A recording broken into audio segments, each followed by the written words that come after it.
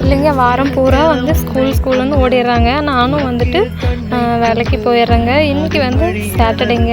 நான் கொஞ்சம் ஃப்ரீயாக இருந்ததுனால சாட்டர்டே ஈவினிங் வந்துட்டு குட்டி பிள்ளைங்க 2 பேருமே வந்துட்டு காலிஃப்ளவர் வந்து மாமா வாங்கிட்டு வந்திருந்தார்.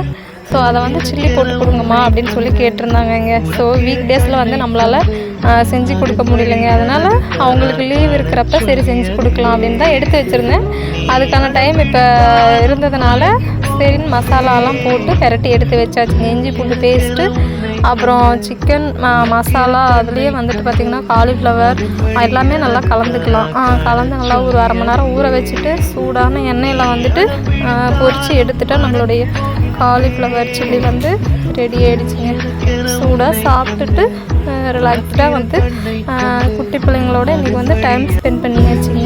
இது வந்து அவங்களுக்கு கொஞ்சம் ஹோம்ஒர்க் இருந்ததுங்க, சொல்லி கொடுத்துட்டு நாங்கள் எல்லாருமே சாப்பிட்டோங்க. ரொம்ப டேஸ்ட்டாக நல்லா இருந்ததுங்க.